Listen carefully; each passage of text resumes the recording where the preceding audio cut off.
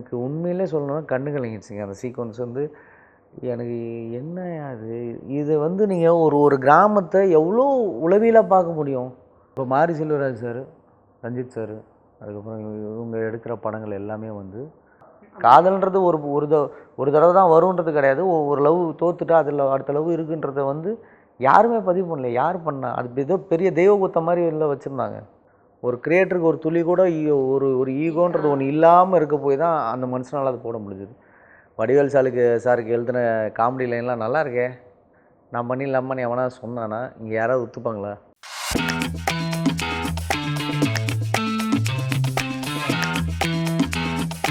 Hi வணக்கம். நீங்க பார்த்துருக்கிறது உங்களுடைய ஃபேவரட் ஷோ ஸ்பாட்லைட். இன்னைக்கு நம்ம ஷோக்கு யார் கெஸ்ட்டாக வந்திருக்காங்க அப்படின்னு பார்த்தீங்கன்னா, பாராஷூட் அப்படிங்கிற web series Disney plus Hotstar சேனல்லாம் பயங்கர வைரலாக ஓடிக்கிட்டு இருக்கு. ஸோ அந்த படத்தினுடைய அந்த சீரிஸுடைய டைரக்டர் ராசு ரஞ்சித் அவர்கள் தான் வந்திருக்காரு.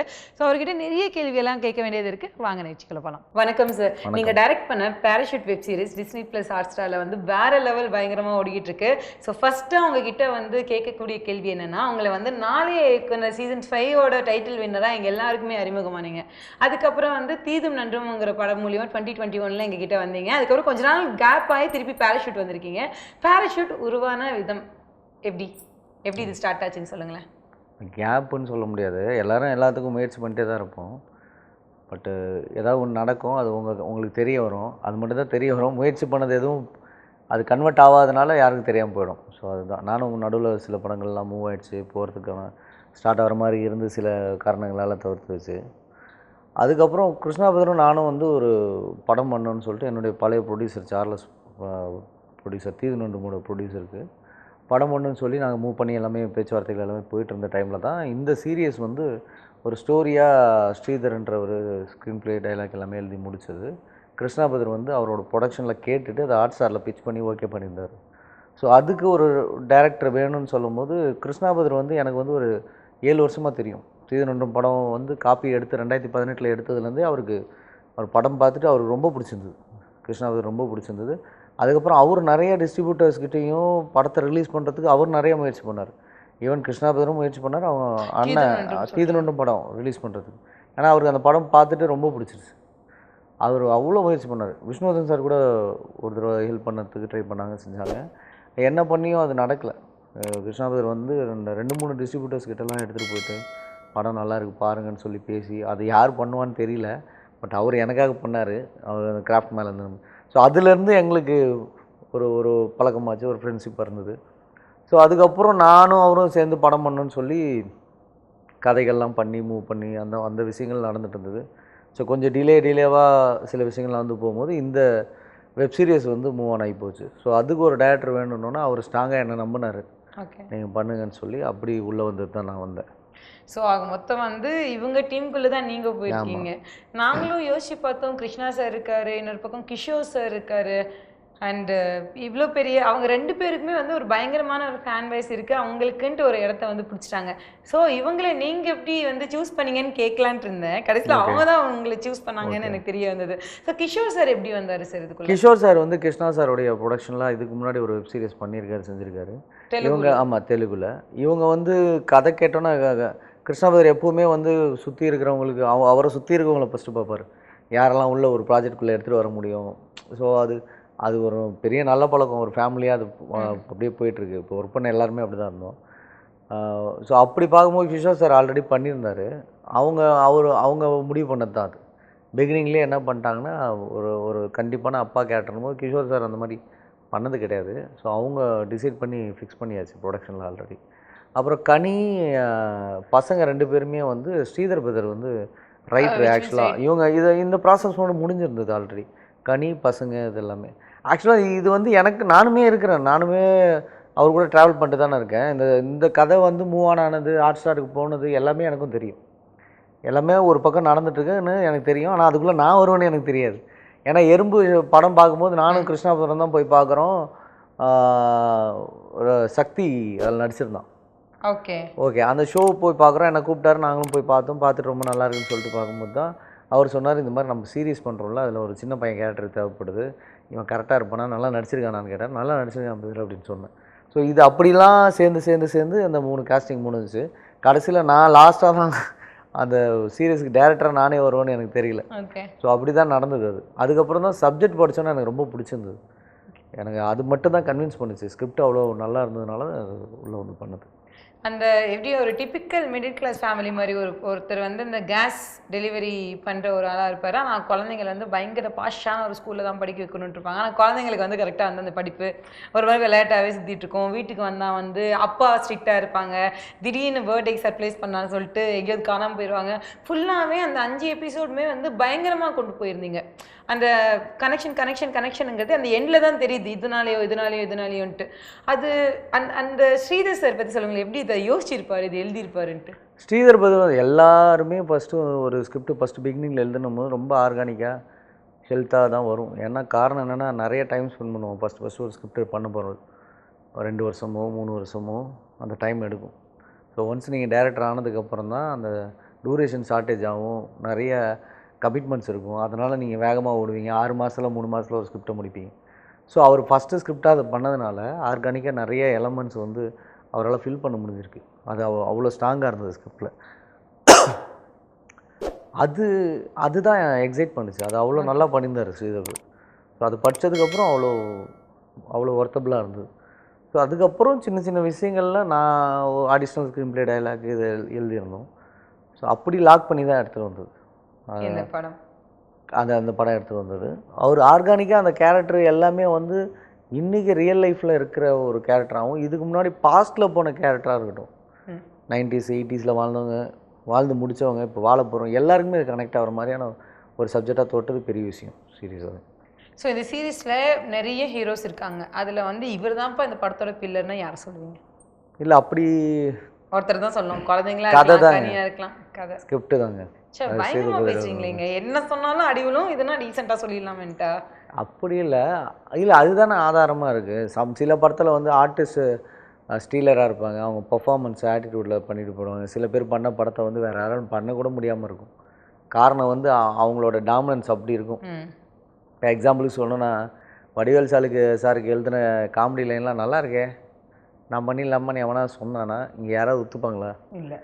அது ஒர்க் அவுட் பண்ணுற முடியும்னு யாராவது ஒத்துப்பாங்களான்னு கிடையாது. ஸோ சில பேர் அந்த மாதிரி இருப்பாங்க.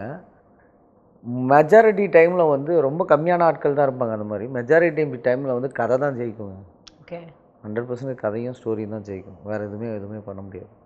சரி, இன்னொன்று உங்ககிட்ட சொல்லணும். நீங்கள் வந்து இப்போ டேரக்டராக ஆகிட்டீங்க. அதுக்கு முன்னாடி நம்ம எல்லாருக்குமே வந்து சின்ன வயசில் ஒரு ட்ரீம் இருக்கும்ல, பெருசாக வளர்ந்தால் நான் இதுதான் ஆக போகிறேன் அப்படின்ட்டு. அந்த மாதிரி உங்களுக்கு என்ன ஆசை இருந்தது? எனக்கு ஓப்பனாக சொல்லணும்னா நடிகன் ஆகணும்னு தான் ஆசை. ஆக்டர் ஆகணும் தான் ஆசை. ஃபஸ்ட்டு சினிமாவை பார்த்தா நம்மளுக்கு அவங்க தானே கண்ணுக்கு தெரிவாங்க, யார் ஹீரோ சம்திங் இந்த மாதிரி தான் நம்மளுக்கு தெரியும். அப்படி பார்த்து தான் ஆசைப்பட்டு சினிமா பிடிக்கும். ஒரு வயசு தாண்டும் போது நம்மளுக்கு தெரிய வருது, இப்போ பின்னாடி டேரக்டர்னு ஒருத்தர் இருக்கார், அவர் தான் எடுக்கிறாரு செய்கிறாரு, அதனால தான் இவங்களாம் நடிக்கிறாங்க அப்படின்னு அப்படி கொஞ்சம் கொஞ்சமாக டைவர்ட் ஆகி வரும்போது தான் எனக்கு ஆக்டர் ஆகணும்னு தான் ஆசை. ஆக்சுவலாக அது என்னை விடவும் இல்லை, அதனால தான் தீனன்றவங்கெல்லாம் பண்ணிவிட்டு இதில் கூட பண்ணியிருக்கீங்களா? ஆமாம், இதுலேயும் ஒரு கேரக்டர் பண்ணியிருக்கேன். ஆக மொத்தம் நடிப்பில் வந்து நீங்கள் பண்ணுற ப்ராஜெக்ட் எல்லாத்துலேயும் வந்து தலை காமிச்சிட்டு தான் இருக்கீங்க. கேப் கிடைச்சா என்ன காரணம்னா அதுதானே பேஸாக இருந்தது. சரி, அதை விட முடியல, சரி அப்படி பண்ணலாமேன்ட்டு. இப்போ ஏதாவது அப்கமிங் ப்ராஜெக்ட் இருக்கா? இப்போ அடுத்து கிருஷ்ணா பிரதர் கூடயே ஒரு படம் பண்ண போகிறோம். ஓகே, ஜனவரியில் ஸ்டார்ட் ஆகுது. ஓ சூப்பர் சார். அப்போ நிறைய அப்கமிங்கில் பார்த்துக்கிட்டே வரலாம்னு நினைக்கிறேன். இப்போ நான் வந்து என்ன பண்ண வரேன் அப்படின்னா, நீங்கள் டப்புன்னு பதில் சொல்லணும். ஒரு 5 டேரக்டர் பேர் சொல்லுவேன்னா அவங்கள பார்த்ததே ஃபஸ்ட்டு நீ இந்த கேள்வி தான் அவங்கள்ட்ட கேட்பேன். அப்படியா? ஆமாம், என்ன வேணால் எந்த டேரக்டராக வேணா இருக்கலாம், ஓகே இதான் கேட்பேன் அப்படின்ட்டு. இது வந்து எந்த லாங்குவேஜ் டேரக்டராக வேணாலும் இருக்கும். ஓகே, ஓகேவா? எனக்கு அவர் தெரிஞ்சது சஞ்சய் லீலா பன்சாலி. ஓகே, அவருடைய விஷுவல் தாட்ஸ் இருக்குல்ல, அது வந்து எப்படி யோசிக்கிறாருன்னு எனக்கு தெரியல சீரியஸாகவே. அதை தான் கேட்பேன் நான். அனுராக் கஷ்யப் ஏங்க, இந்த லிஸ்ட்டை நான் எதிர்பார்க்கவே இல்லைங்க. நான் ஊரில் அப்படியா? சூப்பர். உள்ளூர் தாண்டி வெளியூர். அனுராக் கஷ்யப் கிட்ட நிறைய கொஸ்டின் இருக்குது, அவர்கிட்ட கேட்கணும். கேளுங்க. இந்த ரா ஃபிலிமே சார் அவர்கிட்ட வந்து ஒரு பயங்கரமான ஒரு விஷயம் இருக்குது. நம்ம ஊர் சுப்பிரமணியபுரம் இந்த மாதிரி படங்கள்லாம் பார்த்துட்டு நானும் நாட்டில் போயிட்டு ஒரு ராவாக ஒரு படம் எடுக்க போகிறேன் அப்படின்ட்டு ஒரு படம் எடுத்திருந்தார். அனுராக் கஷ்யப் ராவாக எடுக்க போகிறோன்றதை தாண்டி அவர் முன்னாடியே எடுத்திருக்காருங்க. அவர் பிளாக் அப்படி தான் இருக்கும். பிளாக் ஃப்ரைடே அவர் பார்த்துருப்பீங்க. அந்த பாஞ்ச் ரிலீஸே ஆகலை, அதை பேன் பண்ணிட்டாங்க அந்த படத்தை, கவர்மெண்ட் ரிலீஸ் பண்ண விடல. அதுக்கப்புறம் பிளாக் ஃப்ரைடேன்னு ஒரு படம் பண்ணார். ஓகே. அதெல்லாம் எக்ஸ்ட்ரீம்லி அந்த படம்லாம் பார்த்துட்டு காலிங்க. அதை பார்த்து தான் ஸ்கிரிப்டெல்லாம் எழுத ஆரம்பிச்சது சீரியஸாகவே. பட் ஒரு கட்டத்துக்கு அப்புறம் ஸ்டாண்டாக சில விஷயங்கள்ல அவருக்கும் நம்மளுக்கு சில விஷயங்கள் எல்லாருமே பிடிக்கணும்னு அவசியம் கிடையாது. ஸ்டாண்டாக சில விஷயங்கள் அவர் பிடிக்காது. பட் கிரியேட்டராக வந்து மாஸ்டர் தான் அவர். என்ன கேள்வி சீரியஸாக கேட்பீங்க? கிரியேட்டராக மாஸ்டர் தான். அவர்கிட்ட கேள்வி கேட்குறது எதுவுமே இல்லைங்க. சும்மா ஜாலியாக பேசலாம் அவர்கிட்ட. இந்த சீன் எப்படி எடுத்தீங்க, இது எப்படி எடுத்தீங்க, இது எப்படி கிராக் ஆச்சு உங்களுக்கு இந்த எப்படி இடம், நீங்க இப்படி யோசிச்சீங்க அதெல்லாம் அதை தான் கேட்க முடியும். ஏன்னா அது இப்போது கேங்ஸ் ஆஃப் வசிப்பூர் மாதிரி ஒரு கதை இருக்குது. அதுதான் சொல்றேன், அந்த படம் ஸ்டார்டிங்லயே வந்துட்டு அந்த சீக்வன்ஸ் எடுக்கிறது ஸ்டேஜிங் பண்ணுறதுலாம் மாஸ்டருங்க அவர். அதை விட்டுருங்க. அந்த அந்த ஒரு இது வரைக்கும் அந்த மாதிரி எனக்கு எனக்கு தெரிஞ்சு கேங்ஸ் ஆஃப் வசிப்பூர்னு ஒரு கதை, ஒரு லெகசியாக இருக்க ஃபேமிலி ஒரு 3 தலைமுறை போகுது. அந்த கதையை 2 பாட்டாக எழுதி சீக்வன்ஸ் அது அது வந்து யாருமே இன்னும் இந்தியன் சினிமாவில் பண்ணல. அது பண்ணது பெரிய விஷயம். அதில் இன்னொன்று, நம்ம ஒரு ஹீரோ வில்லன் கதையை தான் எடுத்துகிட்டு போவோம். அதில் வில்லன் ஒருத்தருப்பா மறந்துடுவோம். அது எண்டில் தான் வரும். அதுக்கப்புறம் அதுக்கு நடுவில் அவ்வளோ ட்ராவல் இருக்கும். அவ்வளோ ட்ராவல்லையும் உட்கார வச்சு எடுத்துகிட்டு போயிருப்பாப்புல.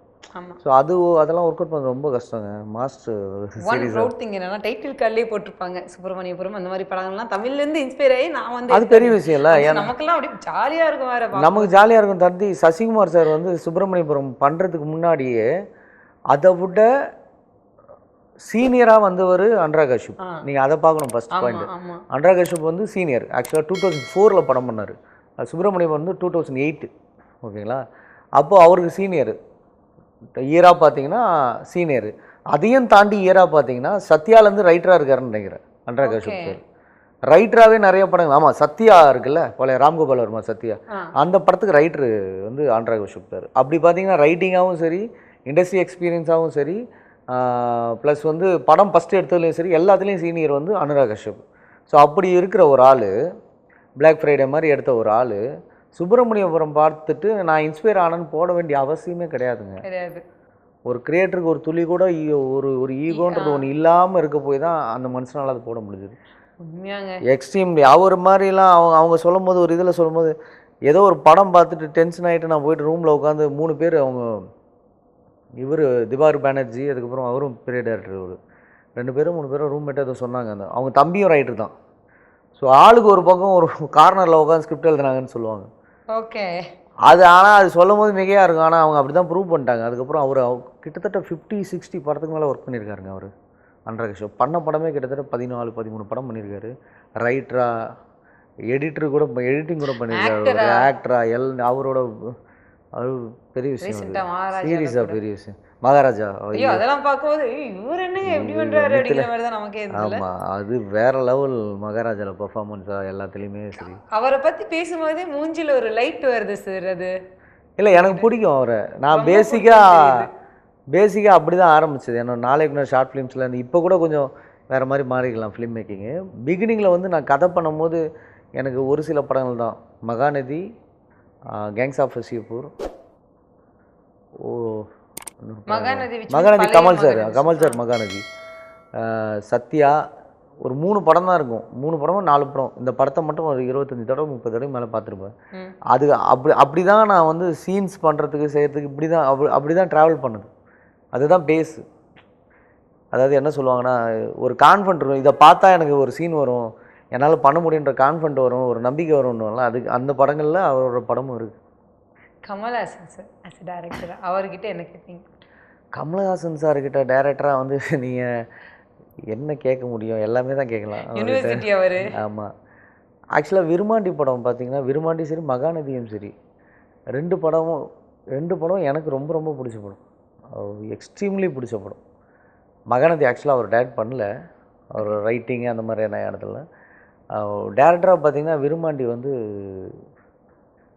அந்த ஒரு அந்த பஞ்சாயத்து சீன் இருக்கும் இல்லைங்களா, அந்த சீனோட ஸ்ட்ரக்சரு, ஸ்டேஜிங் இருக்குல்ல, அந்த ஸ்டேஜிங்லாம் எப்படி அது ஒர்க் அவுட் பண்ணாங்கன்னு தெரில. கதை நரேட்டிவ் அதெல்லாம் ஓகே, அதெல்லாம் இருக்குது. ஏன்னா ரோஷமன் டைப்பில் சம்திங் அதில் இருக்க காம்ப்ளிகேஷன்ஸ் எல்லாத்தையும் தாண்டி ஒரு டேரக்டராக இருந்துட்டு, ஆக்டராகவும் இருந்துட்டு அந்த சீனை எக்ஸிக்யூட் பண்ணது ரொம்ப கஷ்டங்க. ஆமாம், ஏன்னா கிளைமேக்ஸ் அவ்வளோ பெரிய கிளைமேக்ஸ் தான் விருமாண்டியில். ஆனால் விருமாண்டி கிளைமேக்ஸில் ஒரு ஸ்டென் மாஸ்டர் இருந்திருப்பார், பிளான் இருந்திருக்கும், அங்கே ஒர்க் பண்ணுறதுக்கு ஆள் இருந்திருக்கும். ஒரு சீனை எடுக்கிற வேண்டிய இடத்துல வந்து யார் நிற்கணும்னா டேரக்டர் தான் நிற்கணும். அப்போ அந்த படத்தில் ஒரு பெரிய சீன் ஆக்சுவலாக அந்த பஞ்சாயத்து சீன் அவ்வளோ எலமெண்ட் இருக்கும், எல்லா பக்கமும் இருக்கும். உள்ளேருந்து பாட்டி கத்திட்டு வரும், இந்த பக்கம் நெப்போலியன் சார் பேசுவார், பின்னாடி அந்த கொத்தால தேவனார் பின்னாடி அவங்களுக்கான ஆக்டிங் இருக்கும், இதுக்கு நடுவில் இங்கே ஒரு கேரக்டர் நடந்து போகும். ஸோ அந்த அந்த அந்த சீன் பார்த்தீங்கன்னா ஸ்டேஜிங்கு அவ்வளோ பெரிய ஸ்டேஜிங் இருக்கும். கடைசியில் இழுத்துட்டு போய் அந்த செருப்பு வந்து மேலே விழுற வரைக்கும் அவ்வளோ பெரிய ப்ளே இருக்கும். அதாவது படத்தோட மெயின் கான்ஃப்ளிக்ட்டே அங்கே தான் ஆரம்பிக்கும். ஓல்டு விரும்மாண்டி படத்தோட மெயின் கான்ஃப்ளிக்ட்டே அந்த இடத்துல தான் ஆரம்பிக்கும். அந்த இடத்துல டேரக்டராக பண்ணதை தாண்டி ஆக்டராக எப்படி பண்ணியிருப்பாருன்னு உங்களுக்கே தெரியும். அது அந்த சீனு சான்ஸ்லெஸ் அந்த சீக்வன்ஸ். அதை பற்றி கேட்பீங்களா சார், எப்படி நீங்கள் இதை பண்ணீங்க? ஆமாம். மணிவண்ணன் சார். மணிவண்ணன் சார் வந்து எனக்கு ரொம்ப பிடிச்ச விஷயங்க. அவர் பண்ணதை எனக்கு பண்ணணும்னு ஆசை, பட் பண்ண முடியுமான்னு தெரில. அவர் பண்ணதை நீங்கள் ஆமாம். பண்ணணும், அது காமெடியில் கருத்து அப்படி கிடையாதுங்க. அவர் இது வரைக்கும் பண்ணதில் எல்லா படமும் வேறு வேறு ஜேனர், த்ரில்லரு, ட்ராமா, லவ், எல்லாமே பண்ணிட்டாருங்க. ஸோ அந்த மாதிரி ஒரு விஷயத்தை இன்றைக்கி எத்தனை டேரக்டர் பண்ண முடியுமுன்னு தெரில. அது அந்த ஆசை இருக்குது. ஸோ அந்த விஷயம் அது வந்து நீங்கள் வந்து பிளான் பண்ணி பண்ணீங்களா, இல்லை அது யதார்த்தமாக அமைஞ்சுதா அப்படின்னு? ஏன்னா ஒரு டேரக்டர், ஒரு ஃபிலிம் மேக்கருக்கு அதுதானே முக்கியம். இப்போது நான் தான் கதை எழுதுவேன், நான் தான் படம் பண்ணுவேன்னு வந்தால் நம்மளுக்கு எனக்கு இப்போ காமெடியே வரலன்னு வைங்களேன், என்னால் காமெடி ஸ்கிரிப்டே எனக்கு எழுத தெரிலன்னு வைங்க, என்னால் கடைசி வரைக்கும் காமெடி படமே பண்ண முடியாது. காரணம் அதுதான். ஏன்னா நான் எழுதுகிற ஸ்கிரிப்டில் தான் நான் படம் பண்ணுவேன்ற மென்டாலிட்டியில் இருந்தால். அதே நான் ஒரு ஃபிலிம் மேக்கராக இருந்தால், ஒரு கிரேசி மோகன் சார் மாதிரி ஒரு ஆள் இருந்தால், அவங்க ரைட் பண்ணி கொடுத்தாங்கன்னா என்னால் டேரக்ட் பண்ண முடியும், நான் பண்ணலாமே, எக்ஸிக்யூட் பண்ணலாமே. அவர் ரொம்ப பெரிய பலமாக இருந்தார் இல்லையா? ஆமாம். அவரை வந்து 2-3 பிரிக்கலாம் கமலஹாசன் சார். அவர் ஒரு கமர்ஷியல் படத்தை ஒரு பக்கம் பிரிக்கலாம், ஆர்ட் ஃபிலிம் ஒரு பக்கம் பிரிக்கலாம், கமர்ஷியல் படத்துலேயே சில முயற்சிகள் பண்ணி பார்த்த படங்களை ஒரு பக்கம் பிரிக்கலாம். ஸோ அந்த மாதிரி நிறைய ஆங்கிளில் அவரை பிரிக்கலாம். அது ஒவ்வொருத்தரும் ஒவ்வொரு ஏரியாவில் சப்போர்ட்டாக இருந்திருக்காங்க. 5வது டேரக்டர் வந்து உங்ககிட்ட சொல்லுவேன். இப்போ ரீசெண்டாக நிறைய டேரக்டர்ஸ் வந்திருக்காங்கல்ல, அவங்களில் ஒருத்தரை வந்து பயங்கரமாக பண்ணுறாருப்பா, இவருக்கு வந்து வேறு லெவல் ஃபியூச்சர் இருக்குது. இப்போ அது பெரிய டேரக்டராக இருந்தாலும் சரி, ரீசெண்ட் டைமில் வந்து பெரிய ஆளானவங்களாக இருந்தாலும் சரி, சின்ன சின்ன படம் பண்ணாங்களாலும் சரி, அந்த டேரக்டரோட பேர் சொல்லணும், அவர்கிட்ட நீங்கள் என்ன கேட்பீங்கன்னு சொல்லணும். மாரி செல்வராஜ் சார். ஓகே, என்ன கேட்பீங்க? அவர்கிட்ட கேட்குறதுக்கு என்ன இருக்குன்னா, இந்த கர்னரில் ஒரு சீன் இருக்குது. ஃபஸ்ட்டு அவர் கேட்குற கேள்வி, ஆடு வர சீன் சொல்கிறீங்களா? ஆமாம். அவர் இன்னும் எத்தனை கதை எழுதி வச்சிருக்காருன்னு கேட்கணும் ஃபஸ்ட்டு. ஏன்னா எக்ஸ்பீரியன்ஸுன்றது ஒன்று இருக்குல்ல, அளப்பரிய இருக்குது அவர்கிட்ட.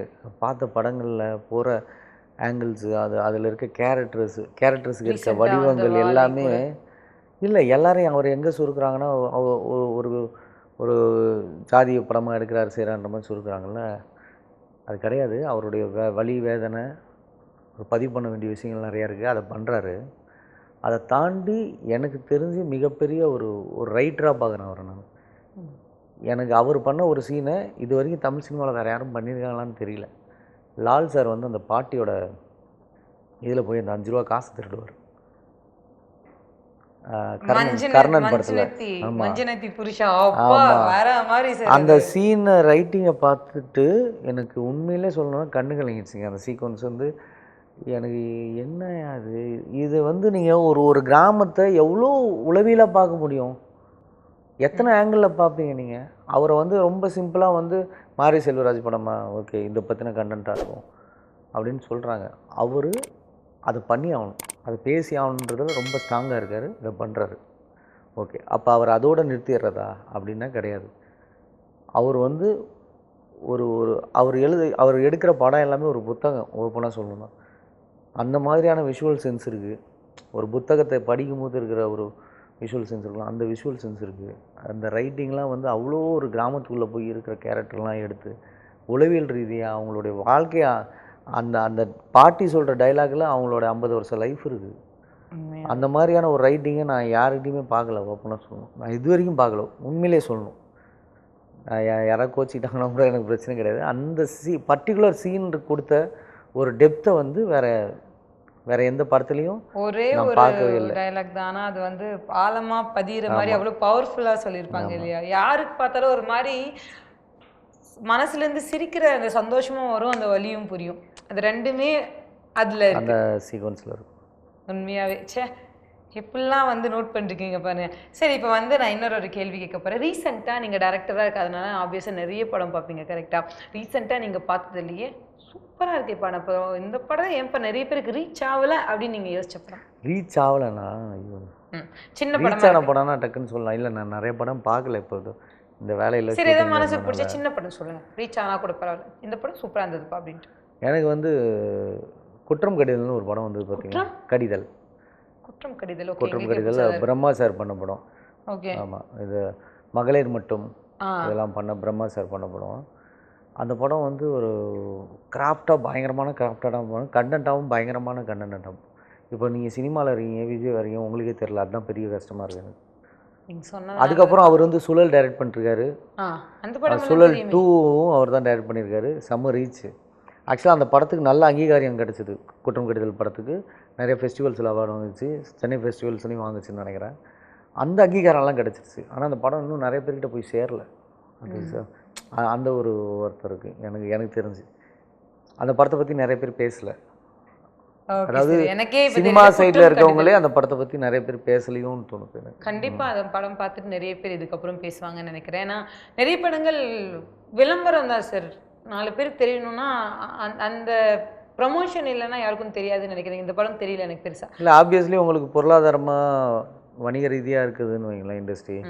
அப்போ அது அப்படி தான் இருந்தாகும். ஸோ உங்களுக்கு என்னென்னா நிறைய பேருக்கு போய் சேரணும் போது அதிக பொருள் செலவு பண்ணி அதிக பொருள் செலவில் விளம்பரம் பண்ணி அதை எடுத்துகிட்டு போய் சேர்த்துட்றாங்க. அது நிறைய பேருக்கு சேர்ந்துருது.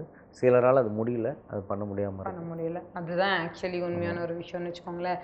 ஸோ இவ்வளோ நேரம் வந்து படம் பற்றி இதெல்லாம் பேசிகிட்டு இருந்தோம்ல, இப்போ நிறைய தமிழில் இப்போ ரீசெண்ட் டைம்ஸில் நீங்கள் பார்த்தீங்கன்னா பயங்கரமாக அந்த கேஸ்ட் பேஸ் பண்ண படங்கள் தான் வருது. அந்த படங்களில் வந்து பிஸ்னஸ்க்காக அந்த கேஸ்ட்டுன்ட்டு இருக்கல, கேஸ்ட் வச்சா வந்து அந்த படம் பார்ப்பாங்கன்னு மைண்ட் செட்டில் இருக்காங்களா, இல்லை இன்னுமே நீங்களாம் திருந்தலடாடே அப்படின்ட்டு மக்களுக்கு ஞாபகப்படுத்துறதுக்காக அந்த இதெல்லாம் வைக்கிறாங்க? உங்களோட பாயிண்ட் ஆஃப் வியூ. நீங்கள் யார் எடுத்த படங்களை சொல்கிறீங்க, அதை பர்டிகுலராக சொல்லுங்கள். நிறைய படங்கள் வருது சார், நிறைய படங்கள் வருது. நான் யாரையும் வந்து ஸ்பெசிஃபிக்காக சொல்ல, ஏன்னா ஒவ்வொரு டைரக்டர்கிட்டையும் ஒவ்வொரு விஷயங்கள் இருக்குது. அதை நான் இங்கே அதை பேச வரல. பொதுவாகவே கேஸ்ட் பேஸ் பண்ண படங்கள் எதனால் எடுக்கிறாங்க, அதுதான் என் கேள்வி. இல்லை, இப்போ மாரி செல்வராஜ் சார், ரஞ்சித் சார், அதுக்கப்புறம் இவங்க எடுக்கிற படங்கள் எல்லாமே வந்து அவங்களுடைய கோபம், அவங்களுடைய வாழ்க்கை முறையில் நடந்த விஷயங்களை பதிவு பண்ணுன்ற ஒரு இதில் அவங்க ஜாதிய வன்முறைக்கு ஒடுக்குமுறைக்கு எதிராக அவங்களோட கருத்தை வலிமையாக பதிவு பண்ணுற இடத்துல அவங்க ஸ்ட்ராங்காக அதை பண்ணுறாங்க. அதில் ஏதாவது குறைகள் இருந்ததுன்னா நீங்கள் விவாதிக்கலாம், செய்யலாம். அது அவங்ககிட்டயே விவாதிக்கலாம், அதுக்கான பதில் அவங்களே சொல்லுவாங்க, பேசலாம், செய்யலாம். அதை விட்டு அவங்கள அதை வந்து தவறுன்னு சொல்ல முடியாது. அதை பேசக்கூடாதுன்னு நம்ம சொல்கிறதுக்கு நம்மளுக்கு எந்த ரைட்ஸுமே கிடையாது ஷுவராக. இப்போ நீங்கள் பொதுவாக கேட்குற கேள்வி, இந்த மாதிரி படம் எடுக்கிறாங்களே அப்படின்னு சொல்லும் போது கேட்குற கேள்வி எங்கேருந்து வருதுன்னா, அதன் பேரை வச்சுட்டு கிராஃப்டடாக இல்லாமல் நிறைய படங்கள் வருது. அதனால தான் நீங்கள் இந்த கேள்வி கேட்குறீங்க. அப்போ அவங்களோட இன்டென்ஷன் வந்து ஒரு கிராஃப்ட் கிடையாது, ஒரு படத்தை படைச்சி எடுத்து வந்து கொடுக்கறது கிடையாது. அவங்க அதை இன்ஸ்டண்ட்டாக வச்சு படம் பண்ணி பணம் சம்பாதிக்க பார்க்குறாங்கன்னும் போது அது வந்து தவறான ஒரு விஷயமாக தானே இருக்குது. அது வந்து சொல்லவே முடியாது. இப்போ ரஞ்சித் சாரோ மாரி செல்வராஜ் சார் இவங்க பண்ணுறது வந்து கிராஃப்டடாக இருக்குது. இப்போ நம்ம சீனை பற்றி பேசும்போது நீங்கள் அந்த கண்டென்ட்லாம் தூக்கி வெளியே போட்டுருங்க. அது அவங்க படங்களில் இருக்க ஜாதிய கண்டென்ட் அவங்க அது தானே பேசுகிறாங்கன்னு சொல்கிறீங்க, அதை எடுத்து வெளியே போட்டுருங்க. அதில் வெளியே போட்டாலும் ஒரு மாரியம்மான்னு ஒரு கேரக்டர் இருக்கும், இந்த பக்கம் கர்ணன் ஒருத்தன் நிற்பான். அதெல்லாம் எங்கேருந்து வந்தது? அந்த கதாபாத்திரத்துக்கு அவங்க கொடுத்த அவங்க உடை அலங்காரத்துலேருந்து அவங்களுடைய டைலாக்லேருந்து அந்த கேரக்டரை எழுதுறது எப்படி எழுதுறாங்க, அது கிராஃப்டடாக எழுதுறீங்க. நீங்கள் சொல்கிற மற்ற படங்களில் இவங்களுக்கு எதிராக எடுக்க வர படங்களில் சரி ஒரு கேரக்டர் சொல்லுங்கள், ஒரு கேரக்டரோட பேர் சொல்லுங்கள் நீங்கள். ஸோ இவங்க கிரியேட்டருங்க, இவங்க கிரியேட்டர். இவங்களாம் நினச்சாங்கன்னா ஈஸியாக பணம் சம்பாரிச்சு போக முடியும். இன்றைக்கி சம்பாதிக்கிறாங்க. அந்த கிராஃப்டை வச்சு அந்தளவுக்கு அந்த படத்தை கமர்ஷியலாக மாற்றிருக்காங்க. கண்டிப்பாக அது ரொம்ப முக்கியமான விஷயம். சும்மா முன்னாடி ஒரு மெசேஜுக்கு ஒரு படம் எடுக்க வரேன்னு சொல்லிட்டு அந்த படம் ஒன்றுமே இல்லாமல் போகிறதுக்கு இல்லாமல் அது கிராஃப்டடாகவும் இருக்குது. இன்றைக்கி வணிக ரீதியாகவும் சக்ஸஸ் பண்ணுற மாதிரியான ஒரு சூழ்நிலையை உருவாக்கியிருக்காங்கன்னும் போது அது பெரிய அச்சீவ்மெண்ட். ஓப்பனாக சொல்லலாம் இவங்க பண்ணதெல்லாம். மாரி செல்வராஜ் சாரோட படங்களுமே எங்களுக்கு நிறைய பிடிக்கும் சார். அவரோட படம்லாம் எனக்கு பர்சனலாக இது என் பாயிண்ட் ஆஃப் வியூவில் சொல்கிறேன். அதை நான் பார்க்கும்போது இங்கே இவ்வளவும் இந்த மாதிரி கஷ்டமும் இருக்குது அப்படிங்கிற மாதிரி ஒரு விஷயத்தை தான் அவர் சொல்கிறாரு. இந்த மாதிரியும் எங்களுக்கு கஷ்டம்லாம் இருக்குது, அது பார்க்கும்போது நமக்கு பாவமாக இருக்கும். பாரஞ்சி சார் படங்களும் நிறைய வலி வேதனை சொல்கிற படம் தான் ஒரு படத்தை தவிர. என் பாயிண்ட் ஆஃப் வியூவில் வந்து நட்சத்திரம் நகர்கிறது அது மட்டும் எனக்கு வந்து ஏன் அப்படிங்கிற மாதிரி தான் எனக்கு படம் பார்க்கல. தப்பாடுத்துக்கு அது நீங்கள் பார்க்கல. பாரஞ்சி சாரோட படம் வந்து எனக்கு ரொம்ப பிடிச்ச படம் வந்து ரொம்ப பிடிச்ச படம் அட்டகத்தி சார். அது யாருமே பிடிக்கல. அது ஏன் நீங்கள் சொல்கிறீங்கன்னா அது ஒரு லவ் படமாக இருக்குன்றதுனால பிடிக்குதுன்னு சொல்கிறீங்க. ஆனால் அதுலேயே அவருடைய என்ன பண்ணணுமோ அந்த விஷயங்கள்லாம் ஸ்கிரிப்டாக பண்ணி வச்சுருக்காருன்னு வைங்களேன், ரொம்ப தெளிவாக தான் இருக்கும்னு வைங்க. அது ஒரு ஜென்ரல் படமாக எல்லாம் பார்க்கறதுனால அட்டகத்தி மாதிரி படம் பண்ண என்ன ரஞ்சித்துன்னு கேட்குறீங்க. ஆமாம் ஆமாம் உண்மை அதுதான். அப்படி கேட்குறீங்க. அப்படி கிடையாது. அதுக்காக அவர் வரல. அதுக்காக அவர் வரல. அவருக்குன்னு ஒரு லெகசி, அவருக்குன்னு ஒரு விஷயங்களை ட்ராவல் பண்ணி வந்தார். கடந்து வந்த அனுபவங்களை தானே பதிவு பண்ண முடியும். அதை அவர் பண்ணி தான் ஆகணும். ஸோ அந்த கிராஃப்ட்டை வந்து எங்கேயுமே மிஸ் ஆகாமல் பண்ணுறாரு. நான் அட்டகத்தி எப்படி பார்க்குறேன்னா, இப்போ கூட அட்டகத்தி படத்தை கூட குறை சொல்கிறவங்க இருக்கிறாங்க. எப்படி சொல்லுவாங்கன்னா, அட்டகத்தி படத்தில் வந்து 5 லவ் பண்ணுறான் பாரு அவன் என்ன ஒரு பொண்ணு வேணான்னு சொல்லிட்டு அசால்ட்டாக விட்டு போகிறான் பாரு. அப்படி குறை சொல்கிறவங்க இதே அட்டகத்தியை அப்படி பேசுகிறவங்களும் இருக்காங்க. ஏன் எதிரிலே நானே அதை சந்திச்சிருக்கேன்னு வைங்களேன். அப்படி கிடையாது அந்த படம். நீங்கள் அதுக்கு முன்னாடி பார்த்தீங்கன்னா, நீங்கள் ஏதோ இங்கே தான் இருக்குது கீழ்பாக்கு ஹாஸ்பிட்டலில் போய் பாருங்கள். எவ்வளோ பேர் வந்து ஒரு லவ் பண்ணிவிட்டு மனநலம் சரி சீரியஸாக நிறைய பேர் போய் அட்டன் பண்ணுறவங்களாம் இருக்காங்க. கவுன்சிலிங் அட்டன் பண்ணுறவங்களாம் இருக்காங்க. அவ்வளோ பிரச்சனை. ஏன்னா அப்படி தான் நம்ம தயார் பண்ணி வச்சுருக்கோம். ஒரு செடியில் ஒரு பூ தான் பூக்குன்னு சொல்லிட்டு. இல்லை முன்னாடிலேருந்து அப்படி தான். இல்லை அந்த மைண்ட் செட்டில் இருக்கிறவங்க நிறைய பேர் இருந்திருக்காங்களே. அதை உடச்ச படமே அதுதான். காதல்ன்றது ஒரு தடவை தான் வருன்றது கிடையாது. ஒரு லவ் தோத்துட்டா அதில் அடுத்த லவ் இருக்குன்றத வந்து யாருமே பதிவு பண்ணல. யார் பண்ணா? அது ஏதோ பெரிய தெய்வ குத்த மாதிரி இல்லை வச்சுருந்தாங்க. அந்த மாதிரி படமே வரல. அது ஃபர்ஸ்ட் பண்ணது அவர் தான் பண்ணார். ஆமாம். அது வந்து எப்போவுமே தமிழ் சினிமாவில் இந்த படத்தை வந்து நம்மளால் நீக்கவே முடியாது சார். அந்த மாதிரி ஒரு படம் தான். ஸோ நிறைய விஷயங்கள் உங்களை பற்றியும் சரி, டேரக்டர்ஸ் பற்றியும் சரி, நிறைய படங்கள் பற்றியும் இந்த இன்டர்வியூவில் பேசிகிட்ருக்கோம். கடைசியாக உங்ககிட்ட ஒரு கேள்வி கேட்க விரும்புகிறேன் சார். பேராஷூட் படத்தை நாங்கள் எல்லாருமே ஏன் பார்க்கணும் அண்ட் யாரெல்லாம் இந்த படத்தை பார்க்கலாம்? எல்லாருமே பார்க்கலாம். இவங்கெல்லாம் பார்க்கணுன்ற மாதிரியான ஒரு ரெஸ்ட்ரிக்ஷன் அந்த படத்தில் கிடையாது. ஈவன் குழந்தைங்க முதற்கொண்டு. ஓகே. ஆமாம், எல்லாருமே அந்த படத்தை பார்க்கலாம். ஏன் பார்க்கணுன்னா, நீங்கள் பார்த்தீங்கன்னா கம்பல்சரி அந்த படத்துலேருந்து ஒரு வேல்யூபிளான ஒரு விஷயத்த உங்கள் லைஃபுக்காக நீங்கள் எடுத்துப்பீங்க. சும்மா ஒரு 2.5 மணி நேரம் உட்காந்து பார்த்தோம், அது ஒரு டைம் பாஸ் ஆச்சுன்ற மாதிரியான இல்லாமல் 2.5 ஹவர்ஸ் கழித்து உங்களோட லைஃப்பில் இருக்க மீதி டைமுக்காக ஒரு கண்டென்ட்டை, ஒரு எலமெண்ட்டை, ஏதோ ஒரு விஷயம் உங்களுக்கு பாதிச்சு இது வரைக்கும் நீங்கள் பண்ணிகிட்ருக்க ஒரு தவறை சரி பண்ணிக்கிறதுக்கான ஒரு விஷயம் கண்டிப்பாக பேராஷூட்டில் இருக்கும். கண்டிப்பாக இந்த சீரீஸ் வந்து வேறு மாதிரி சக்ஸஸ் ஆகும் சார். ஆல்ரெடி வந்து உங்களுக்கு அப்படியே வாழ்த்து மலையாக வந்துட்டுருக்கோன்னு நினைக்கிறேன். ஸோ இன்னும் நிறைய நீங்கள் படங்கள் பண்ணணும். அந்த படங்கள் எல்லாத்துக்கும் நாங்களே வந்து இன்டர்வியூஸ் எடுக்கணும், எங்களுக்கு கொடுக்கணும் சார். அப்போலாம் வந்துடக்கூடாது. ஸோ நிறைய படங்கள் பண்ணுங்கள். உங்களோட பிஸி டைமில் கூட எங்களுக்காக டைம் ஸ்பெண்ட் பண்ணி ஒரு இன்டர்வியூ கொடுத்துருந்தீங்க. அண்ட் நீங்கள் நிறைய படங்களும் ரெஃபர் பண்ணீங்க. கண்டிப்பாக அந்த படம்லாம் பார்க்குறோம். ரொம்ப ரொம்ப நன்றி சார். Thank you so much. இவ்வளோ சூப்பராக போன இந்த இன்டர்வியூ ஏன் முடியுது அப்படிங்கிற அளவுக்கு நமக்கே ஃபீல் ஆயிடுச்சுல. ஸோ இந்த இன்டர்வியூவில் எப்படி உங்களை வந்து சூப்பராக என்டர்டெயின் பண்ணாமோ இதே மாதிரி வேற ஒரு கெஸ்ட்டோட உங்களை வந்து மீட் பண்ணுறேன். Until then this is Dharshini signing up. Tata.